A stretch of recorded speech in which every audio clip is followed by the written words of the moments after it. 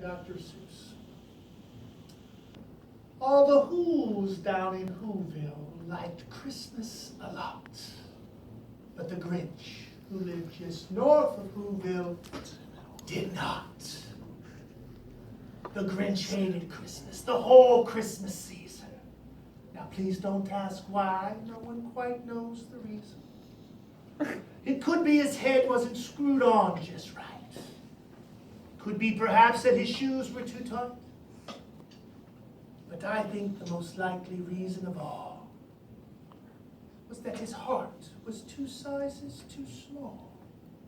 Whatever the reason, his heart or his shoes, he stood there on Christmas Eve hating the Who's, staring down from his cave with a sour, grinchy frown at the warm, lighted windows below in their town.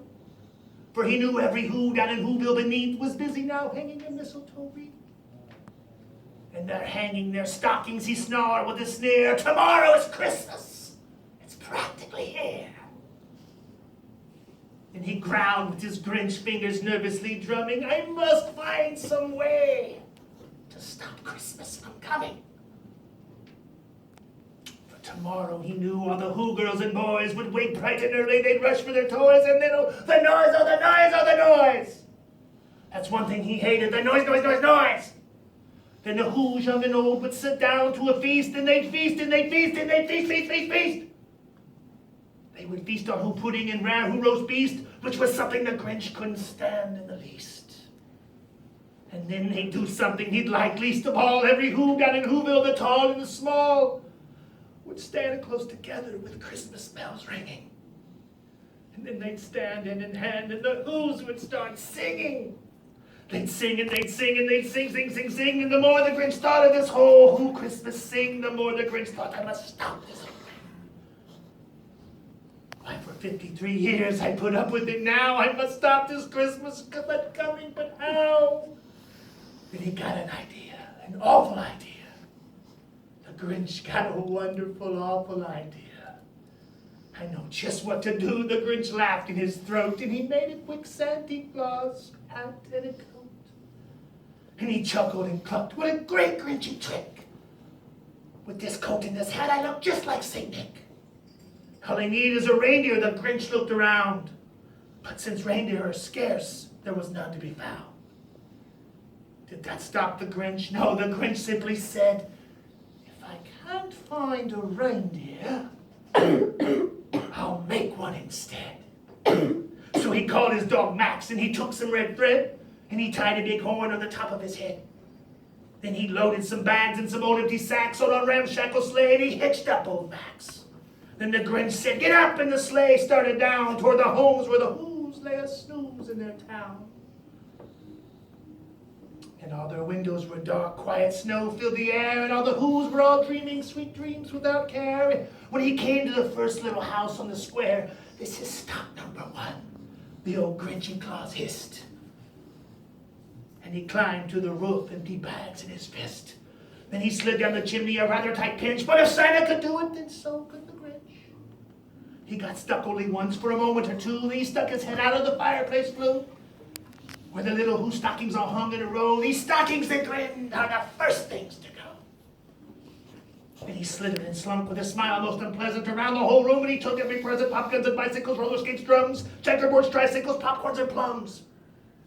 And he stuffed them in bags, and the Grinch very nimbly stuffed all the bags one by one up the chimney. Then he slunk to the icebox. He took the Who's feast. He took the Who pudding. He took the roast beast. He cleaned out the icebox as quick as a flash. Why, that Grinch even took the last can of Who hash.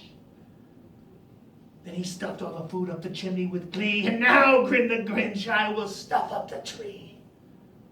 And the Grinch grabbed the tree and he started to shove when he heard a small sound like the coo of a dove. He turned around fast and he saw who? Little Cindy Lou Who was not more than 2. The Grinch had been caught by this tiny Who daughter who got out of bed for a cup of cold water. She stared at the Grinch and said, Santa Claus, why? Why are you taking our Christmas tree? Why? But you know that old Grinch was so smart and so slick, he thought up a line, he thought it up quick. Why, my sweet little tot, the fake Santa Claus lied. There's a light on this tree that won't light on one side. So I'm taking it back to my workshop, my dear. I'll fix it up there, and I'll bring it back in. And his fib fooled the child. Then he patted her head. He got her a drink, and he sent her to bed. And when Cindy Lou Who went to bed with her cup, he went to the chimney and stuffed the tree up.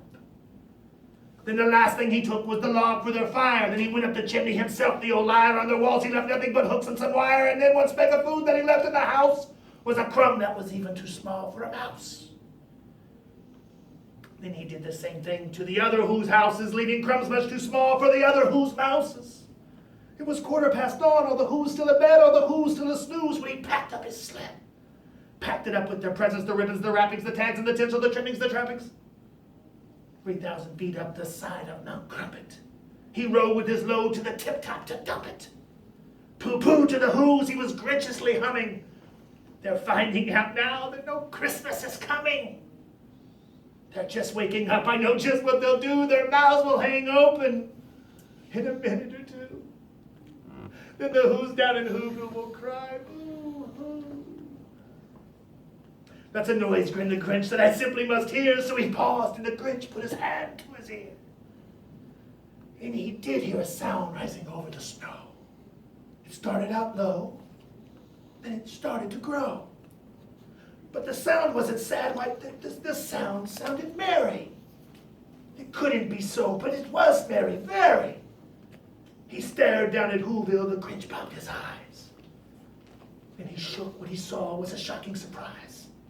Every Who down in Whoville, the tall and the small, he was singing without any presents at all. He hadn't stopped Christmas from coming. It came.